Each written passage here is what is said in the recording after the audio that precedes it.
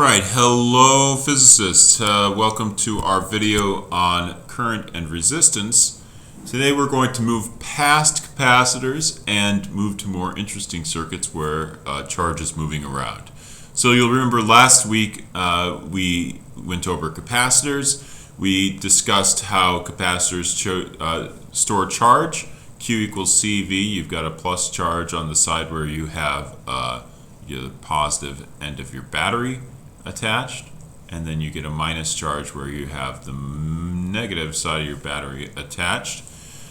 We went over the example of a parallel plate capacitor where the capacitance is larger for a larger surface area here and smaller as your distance between the plates gets farther apart. We also discussed how we can think about a bunch of capacitors in tandem acting as a single capacitor, and we looked at the two simplest examples. This one was the example of a bunch of capacitors in parallel. These all have the same voltage across them because they're all connected to a battery. Over here we have the different voltage across each capacitor for the capacitors in series, but you have the same charge on each capacitor. And in the case of a bunch of capacitors in parallel, each one of these capacitors gets its own charge. So if we're using this Q equals CV and treat this as a single capacitor, that means that the capacitance is going to be larger.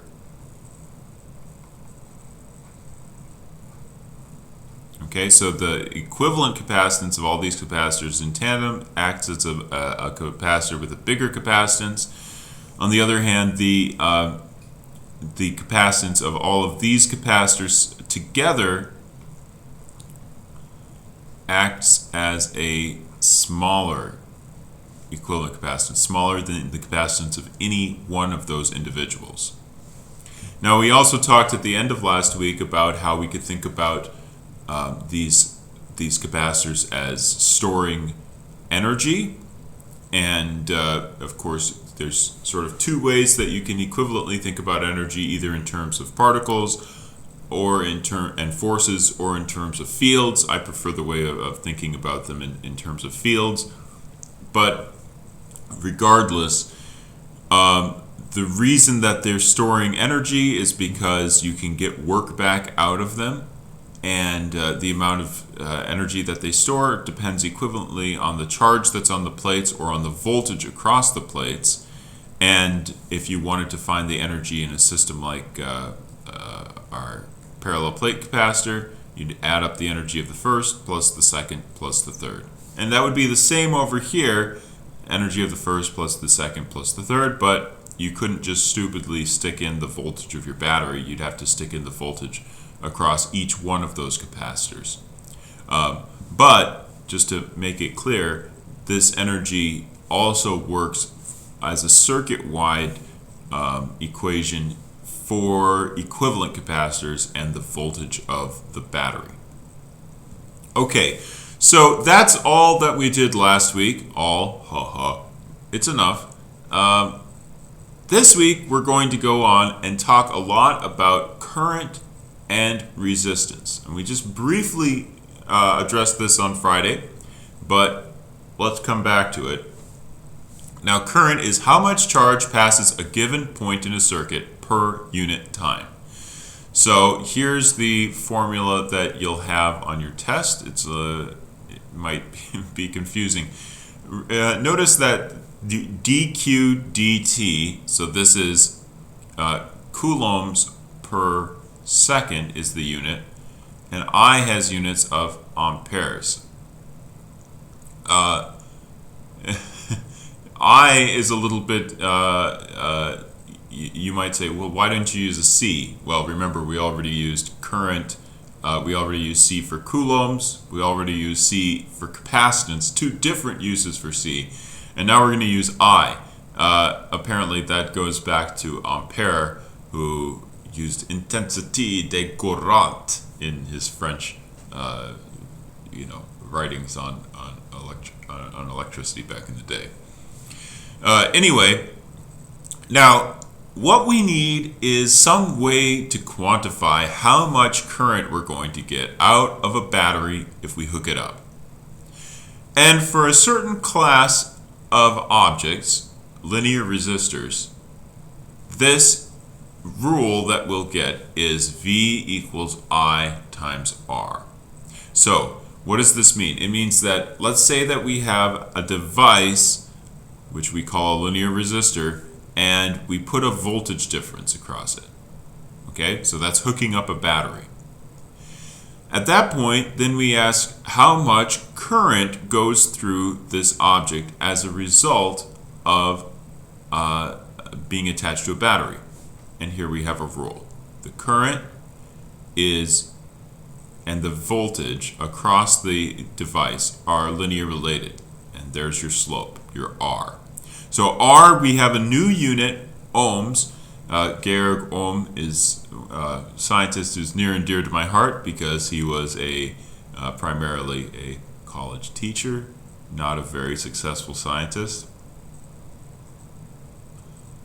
Anyway, why he's near and dear to my heart, I will let you speculate.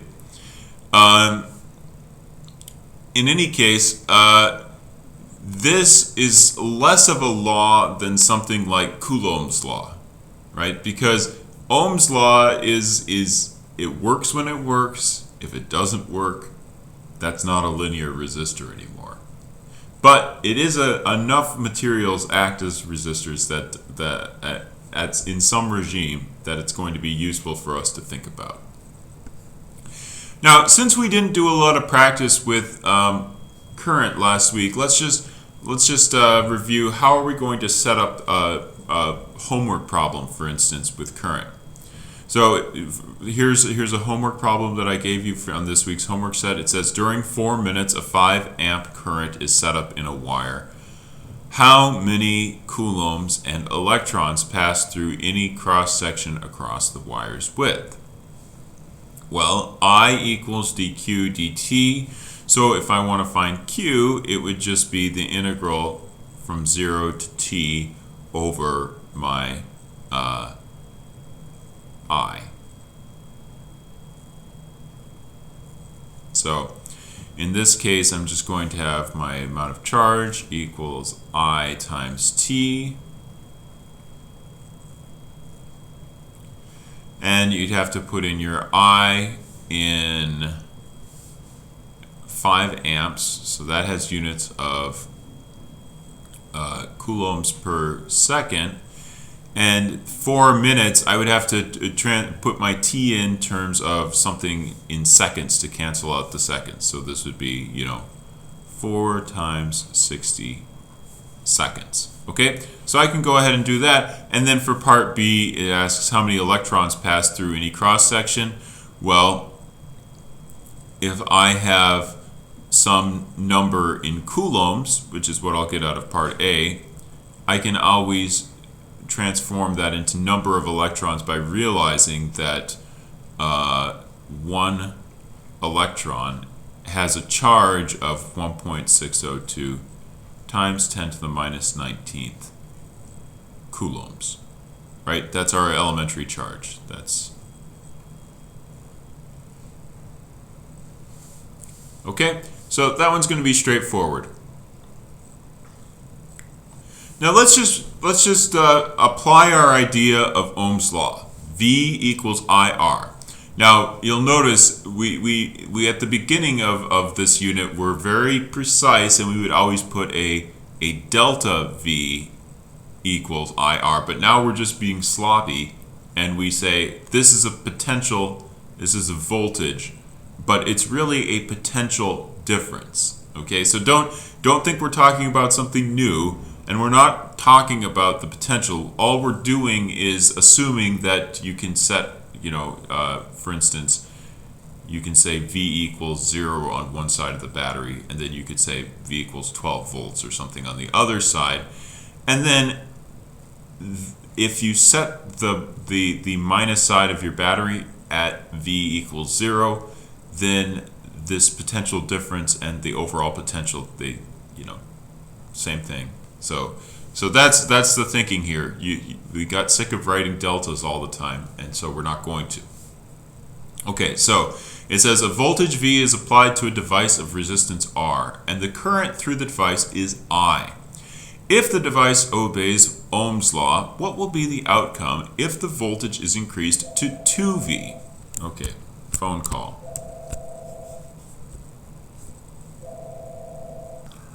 All right, I apologize about that. That's a funeral home in Kentucky that keeps calling for my predecessor here at Centenary. Okay, so if the device obeys Ohm's law, what will be the outcome if the voltage is increased to 2V? So if I have 2V equals 2I times R. So this would also be true. Now, it might not be obvious to you, why is it that the current increases and not the resistance? Well, just like the capacitance was a device characteristic, so you have that printed on the side of the of the little device. You would say something like 3 microfarads. The resistance is a quantity that's a device quantity. So again, it's going to be written on the side of the little resistor, and so it's going to be the current that increases, not the voltage that changes.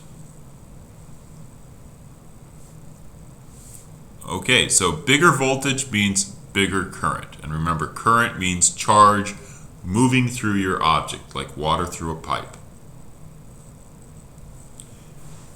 Now, something I alluded to in our last video, but didn't really talk much in detail about, is the idea of why do we need to explain resistance? Well, here's the idea. We know that in our last unit we had that the force on a charged object has to do with the charge of the object and the electric field. So when we put a battery on either side of a resistor, we are creating an electric field within that wire, and that causes charges to accelerate. Yet here we're talking about there being some sort of a constant current. So, F equals ma, right? This is our Newton's second law. So if our charges are accelerating, we should expect them just to get faster and faster. We shouldn't expect that current to simply reach a steady state. If everything just we're following our very simple version of F equals QE and F equals MA. But the picture we want to introduce is this. This idea of accelerating charges caused by the electric field. We can keep it. We don't have to throw it away. But what we have to think about is that we have electrons that are only being accelerated for a while until they hit some sort of a scattering center. And so in probably the most famous model of electrical resistance or electrical conductance, either way, is called the Drude model. And in this model, what you introduce is you have some number of electrons that you treat as free electrons, and those are the ones that are conducting and moving around in your material. Then you introduce a parameter, and it sort of looks like a T, and the reason it sort of looks like a T is that it has units of time, and this is going to be related to how often you would expect the electrons in that material to scatter. And the idea is that electron moves freely, and it starts accelerating, and it gets faster and faster and faster until it hits one of those scattering centers. Then its speed drops down. And where does the energy go? Well, this is a little bit of, hand waving, but the idea is that the energy is then dissipated as heat out into the environment. So electron gets faster and faster, faster, boom, hits hits that scattering center. It gets transferred to the phonons of the nuclear centers. Then that eventually gets transformed into low, infrared radiation that escapes from the resistor as heat. Now, there is some good evidence that this works for a certain class of materials, and for instance, you can relate that time to the spacing between your atomic centers. So that's a cute example, but we don't really need to think about it too carefully, because we're not going to use those detailed ideas of microphysics. The only thing I want to emphasize here, though, is that because of this idea of acceleration then stop, acceleration then stop, instead of thinking about the individual particle speeds, you instead start to think about something called a drift velocity.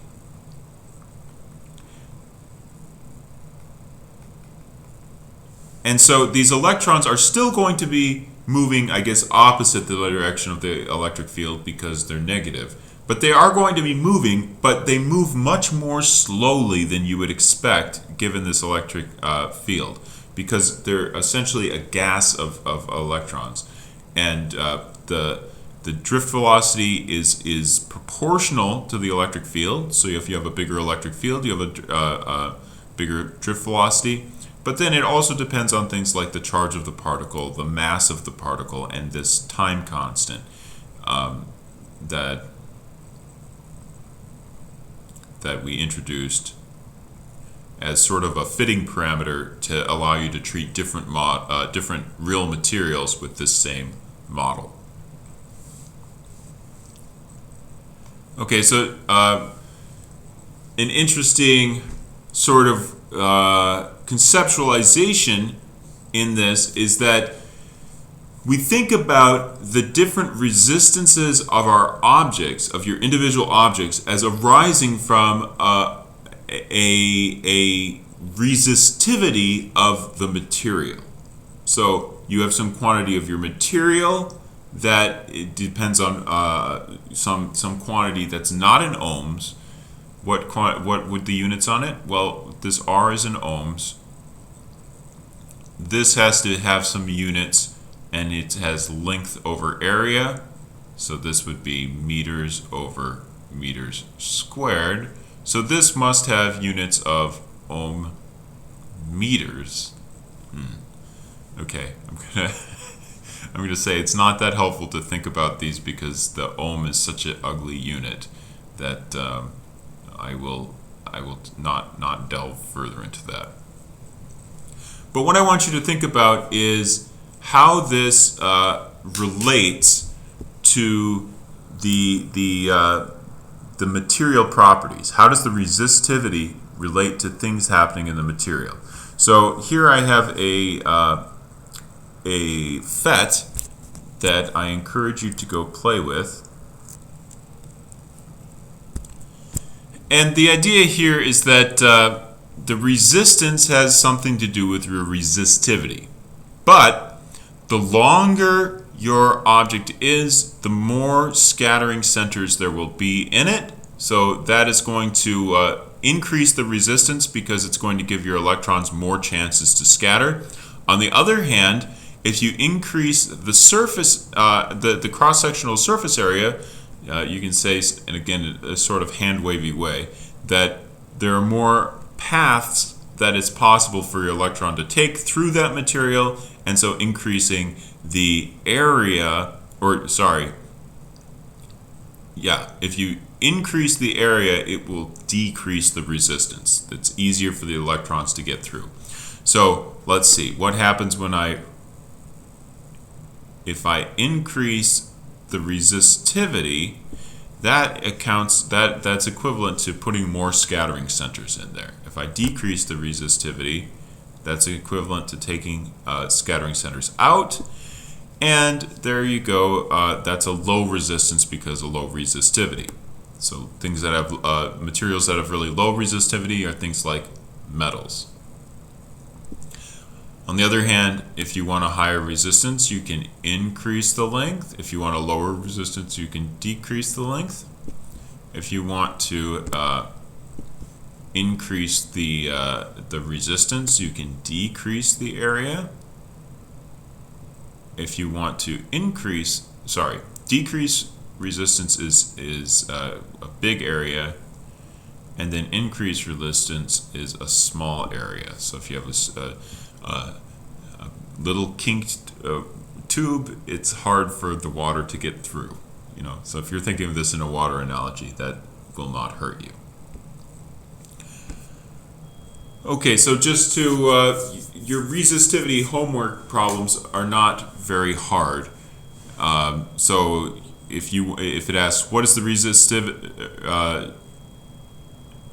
resistivity of a wire of 1 millimeter diameter, okay, so that helps you to find the area, because area equals pi r squared, and so you can put this 1 millimeter in terms of half a millimeter and put that in meters, and then you can find the area in meters squared. And then a 2 meter length is quite a long wire.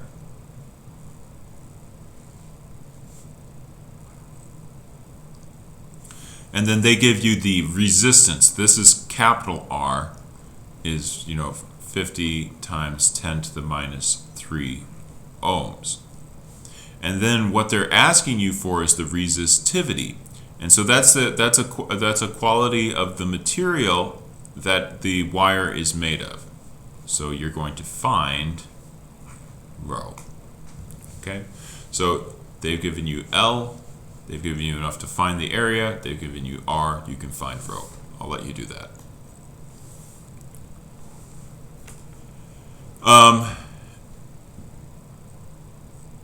Here's a problem. I opted not to give you this one this time, but I think it's still an interesting problem. It says the following table gives the lengths of 3 copper rods, their diameters, and the potential differences between their ends. Rank the rods according to the magnitude of the electric field within them, the current density within them, and the drift speed of electrons through them, greatest first. Well, the one that I think you really should be able to do is to find this electric field. So that's your change in voltage over your change in position. So if I have a potential difference of V and a length of L, my E is going to be, your V over L. Here you have 2V over 2L. So again, 2 in the numerator, 2 in the denominator. It's just going to be V over L again. And then here I have E is proportional to 2V over 3L. So that's going to be 2/3 V over L. Okay, so your 1 and 2 are going to be greater than 3, because 2/3 is 0.66. And then it asks about the current density within them. Well, the thing to realize is that the current density is what is directly proportional to the electric field. So that's a little tricky because it's not your current. Remember, the current I is the integral over some area of your current density. So J is the vector that's related to E, which is also a vector, and it's dotted through your ds, that surface. And so, you can have little bits of current that are all coming through this surface, and then you just treat them as one quantity. You treat them as, so there's your J, and then our I is where we're kind of moving back, squinting, and looking at all of the stuff that's coming through that surface at once. Okay, so in this case, J and E are proportional, so the ordering is going to be the same. and then E, and then the drift speed in the Drude model is also proportional to E. So again, the ranking would be the same. Now, I want you to think about something for a second. Because we're dumping energy into these electrons, or whatever charges are moving around in our circuit, from what we've said before, we had that the change in energy is equal to Q times the change in voltage. So I'm going to be a little sloppy here, and we're going to pretend that we have plus charges just moving around. If I have a plus charge and it is, going to be going in this direction, it is essentially going to be going down in voltage, and so somehow I've lost energy. Okay? Now, that loss in energy, that minus energy, happens over some amount of time. And so what is that? If I take that, dt divided by some dt, what is this quantity, Q over T? Well, this, it turns out, is your current.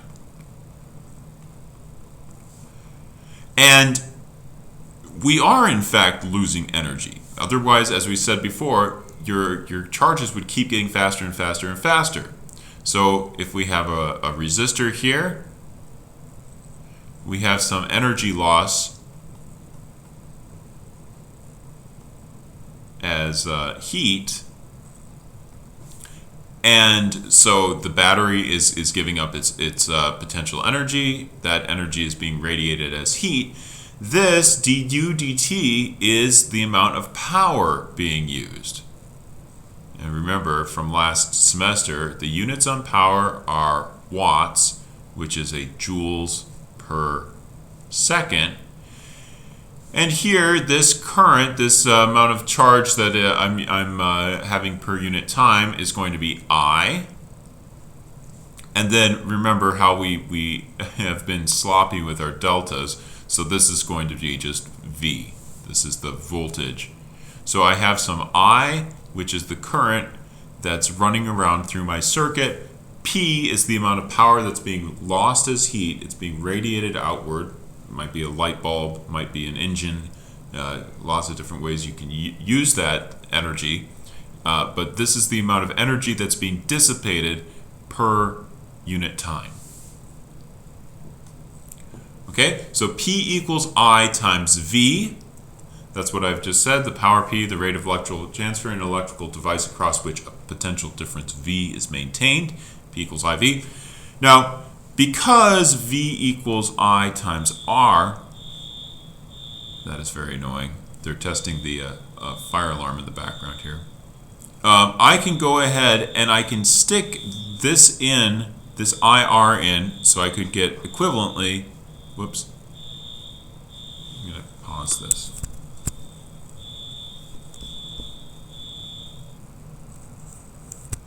Okay, so they're testing the fire alarms here, so we're getting a little bit of weird noise.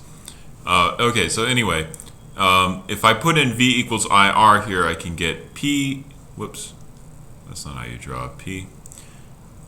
P equals I times, and then we can put in IR is I squared R. Okay, so you can do that this way. You could also put in something for V for the I. You could have I equals V over R. And if you did that, that would give you the other form here, P equals V squared over R.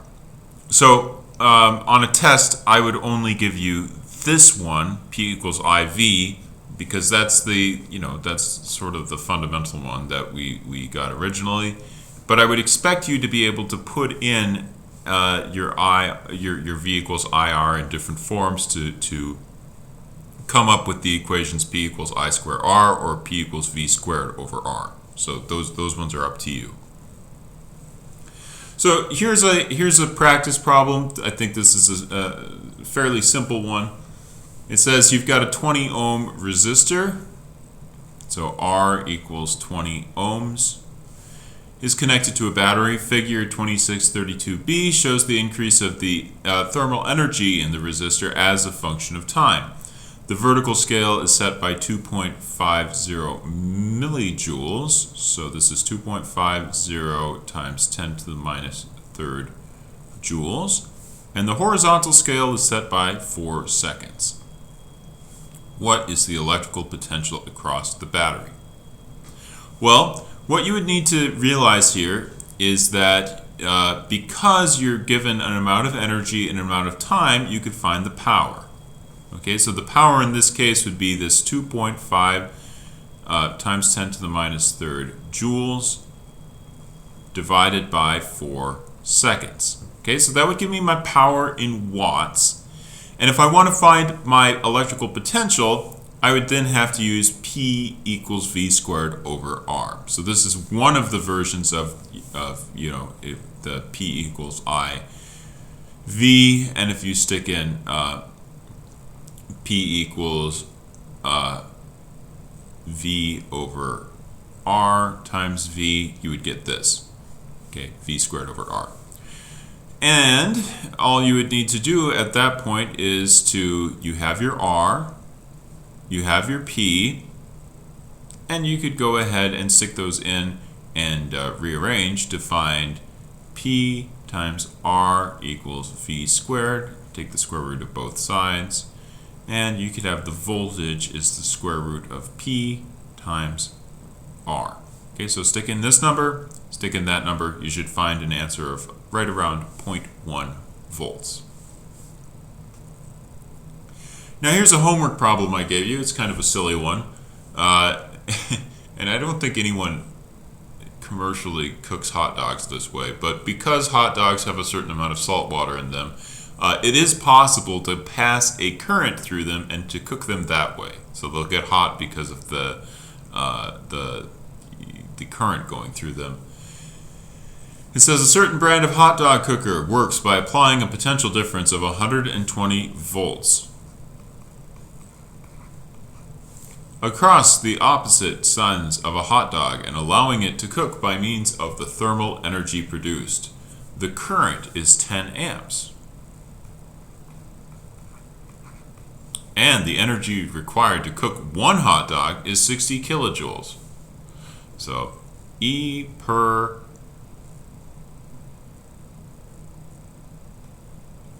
hot dog equals 60 times 10 to the third joules. Kilojoules, not millijoules like our last one. Okay, if the rate at which energy is supplied is unchanged, how long will it take to cook 3 hot dogs simultaneously? Okay, so this is the energy of one hot dog. They're asking me, what about 3 hot dogs? 3 energy of the hot dogs. So I guess that would be 180 times 10 to the third joules. Now, they are asking me for a time, but I know that P equals I times V.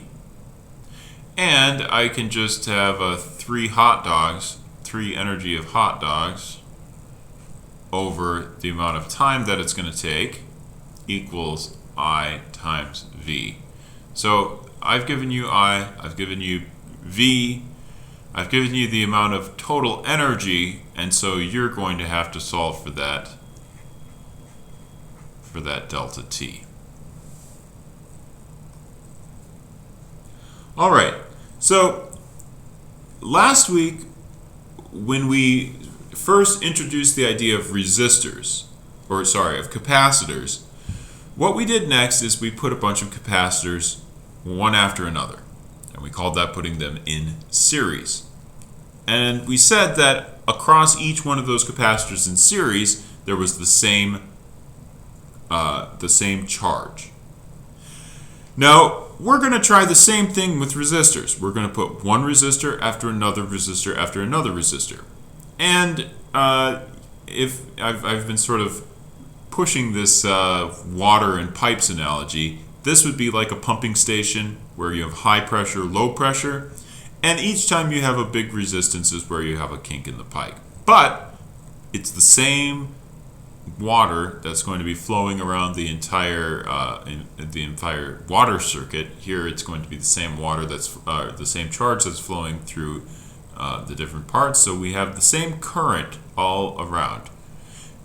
And we also know that if we have this now a little bit confusingly, they call this the electromotive force. It's not a force, it's a voltage. It's a potential difference, but they use this fancy E script in your book and call it the electromotive force. This is for historical reasons. But the sum of all of these voltage drops, so voltage is going up. If you measure the voltage drop across this way, it'd be going down, it'd be going down, it'd be going down. But the sum of these things is going to equal that total voltage increase that was applied by the battery. And so if we take these together and group this whole thing as a single resistor now, there's a current going through it. And we can think about this as having some equivalent resistance, which in this case, it turns out, if we could say V, or the way they would have it is this squiggly E, but I'm going to just say V equals I through the circuit times R equivalent. And the R equivalent would just be R1 plus R2 plus R3. Okay, so that's pretty easy. The bigger, you're putting all these resistors in a row, you're forcing the water to go through all three of them, and so the resistance overall is bigger. Let's see why that is. Well, we said that the voltage of the first plus the voltage of the second plus the voltage of the third have to add up, these voltage drops have to add up to the voltage that was applied by the battery. Now what I can do is I can say, well, wait a minute, Ohm's law has to apply for each one of these. So V equals IR has to apply for the first, the second, and the third resistors if they're all linear resistors. So I would have I1 R1 plus I2 R2 plus I3 R3. But then I say to myself, wait a minute, if these are all just right after one another, if I have my R1, R2, R3, these are in the same current is going through each one of these because they're in series. So I can say that this I1 equals I2 equals I3. So in fact, this is just V equals I times R1 plus I times R2 plus I times R3. And since that's the same for each one of these three, I could go ahead and factor out the R's, R1 plus R2 plus R3. Now I notice this has the form V equals I times something, and so I say, look, all of these together, if I treat them as a single resistor, that's my equivalent resistance. Okay, so my equivalent resistance from a group of resistors in series would just be R1 plus R2 plus R3. You know, however many resistors you have, you just add together their resistances. So just to show you a quick application of this, it says consider the circuit shown if the ideal EMF in the circuit is 24 volts. So that means you have a 24 volt battery there. And the three resistances are R1 equals 2.5 ohms, R2 equals 4 ohms, and R3 equals 6 ohms. Determine the current in the 4 ohm resistor. Now notice they're being a little tricky here. They say the current in the 4 ohm resistor, but I want you to notice that's the same as the current in the 2.5 ohm resistor. It's the same as the current through the 6 ohm resistor. The current is the same everywhere in this circuit. So all we would need to do is go, the equivalent resistance is 2.5 plus 4 plus 6 ohms. The equivalent resistance is going to then be 10 plus 2.5 is 12.5 ohms. And so if we wanted to use V equal I times R equivalent, I would go ahead and find that my I is going to be V over R, so it's going to be 24 volts over 12.5 ohms, and I can see that's going to be just under 2, so there is my answer, 1.9 amps. Okay, so that's how you do these in series. Now let's look at another case that we thought about a little bit from our last situation. Now you'll remember we looked at capacitors in parallel.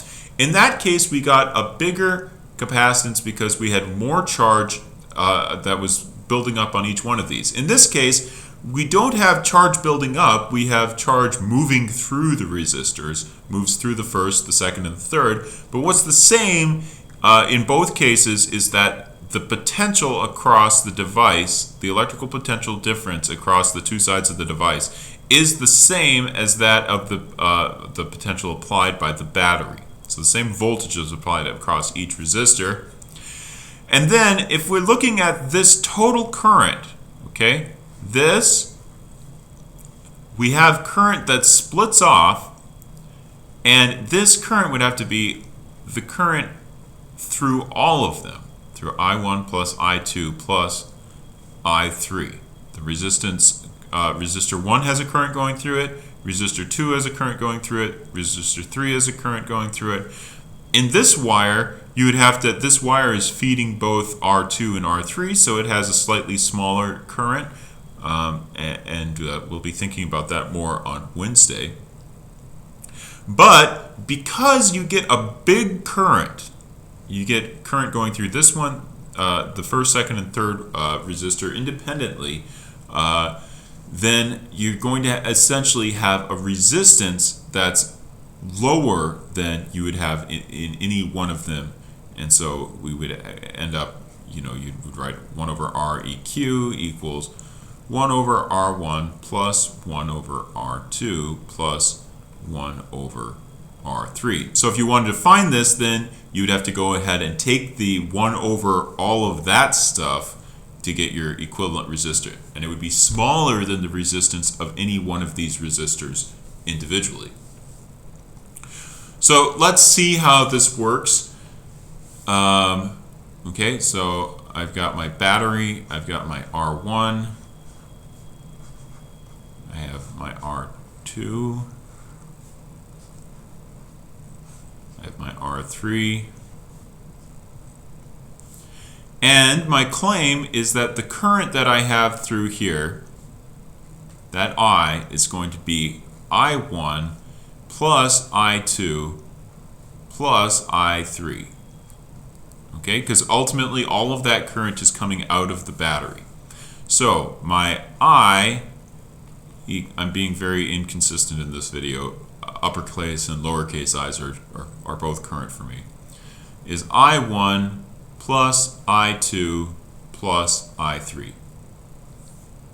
Okay, now what I want you to notice is that these are resistors, so they must follow Ohm's law. So if V equals IR is the same as saying I equals V over R. So I can go ahead and rewrite each one of these currents in terms of the voltage across it. Okay, so I'm going to write V1 over R1 plus V2 over R2 plus V3 over R3.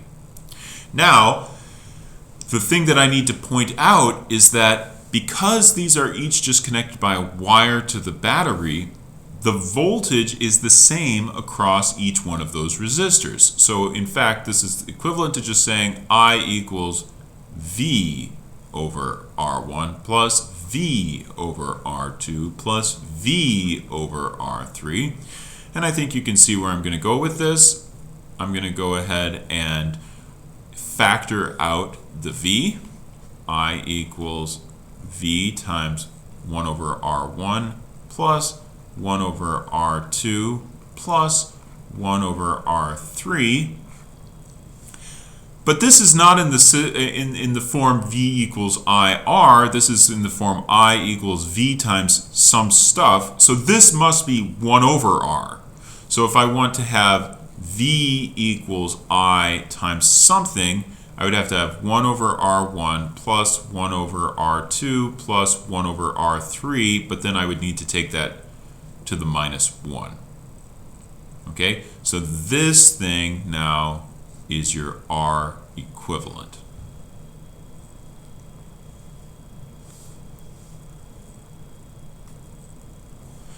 Okay, so let's see, how would we apply this in parallel? So we're going to consider the circuit shown if the ideal EMF of this is 6 volts. So there's your 6 volts. And the resistances are 1 ohm, 2 ohm, and 3 ohm.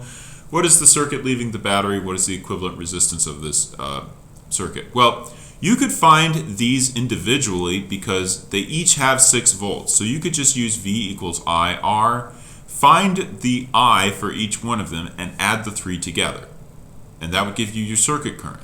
And then you could go ahead and divide your 6 volts by whatever that circuit current is and get your equivalent resistance. That's one way to do it. In fact, you're going to be doing that this week in lab.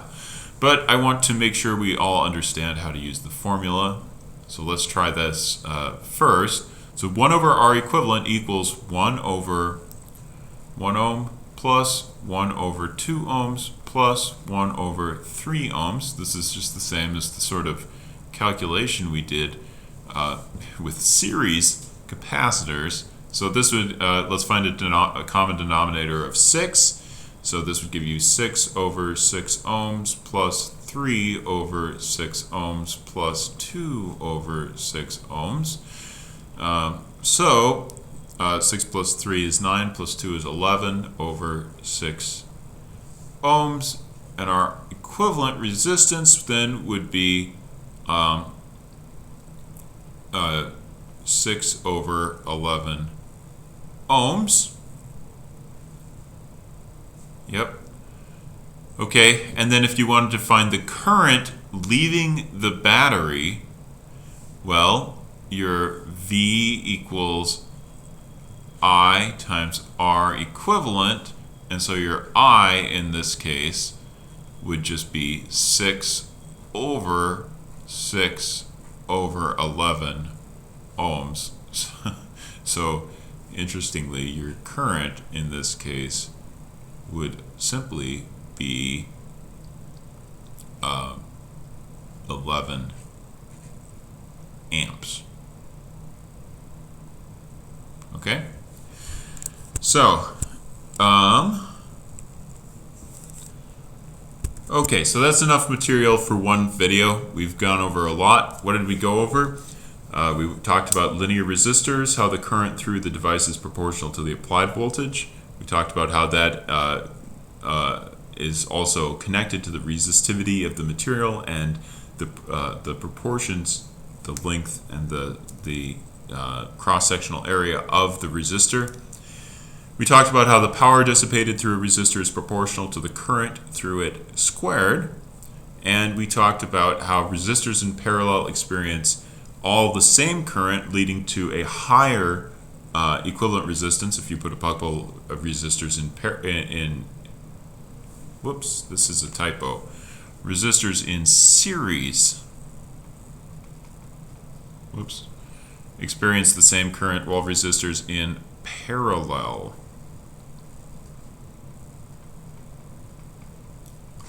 Okay, some dummy is making these slides. I'll fire him later.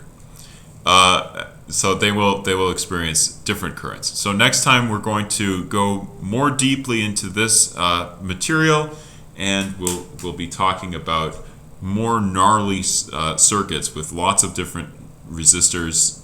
You could have a bunch of parallel and series and all this stuff together. So we'll talk about that next time, and until then, thanks for watching.